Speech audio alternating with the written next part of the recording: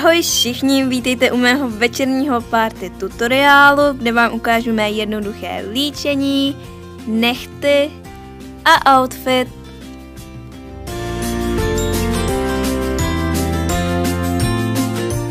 Já mám nejraději jednoduché jednobarevné nehty a proto jsem zvolila tento červeno-oranžový lak od Calvina Kleina. Na závěr na nehty naneseme top coat, aby nehty déle vydržely. Při líčení ráda poslouchám hudbu a proto se zapnu aplikaci YouRadio, která vám přehrává hudbu a vybrané hudební žánry online. A čím se však liší YouRadio od jiných hudebních aplikací je to, že si tady můžete uložit písničky na cesty až na 2 hodiny a ty písničky se vám budou přehrávat i bez internetového připojení.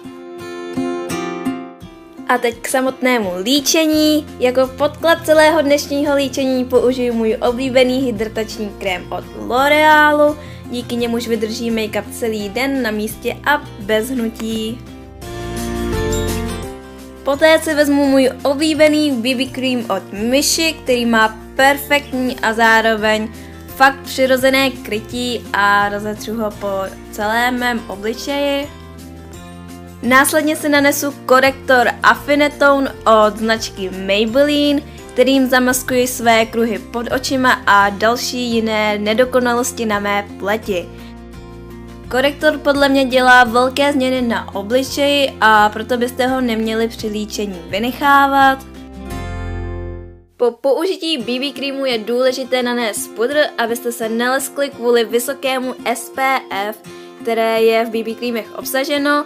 A já používám ten nejskvělejší pudr od NYC, který je fakt báječný a zmakní mi pleť po celý den. Následně naneseme prstem bílý stín po celém víčku a já použiju paletku z očních stínů z HMK.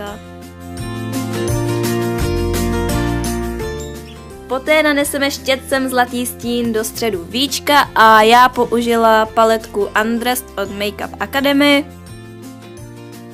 A do zadní části očního víčka aplikujeme v mém případě tmavě hnědý stín, ale můžete si však i pro výraznější oči dovolit i stín černý.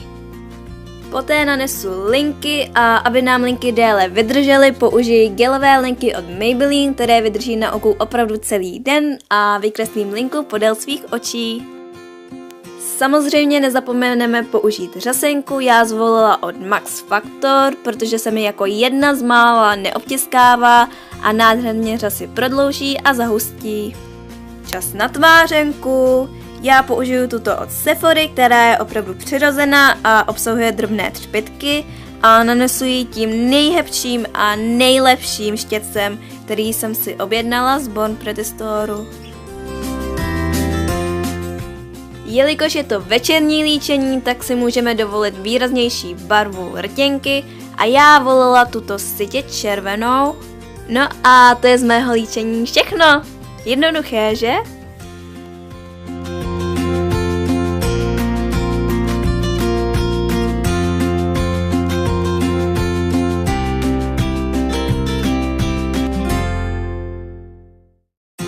Po hotovém make-upu následuje výběr oblečení a já si zvolila tyto červené šaty z dreslinku, které mají nádherně řešená záda.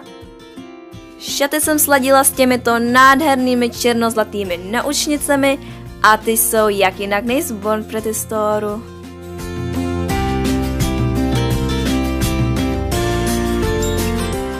Jako další doplněk jsem zvolila tento masivní zlatý náramek z eBay.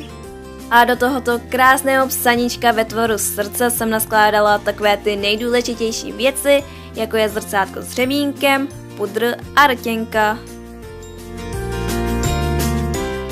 A nakonec jsem si vzala tyto páskové sandálky a ty jsou z New Looku.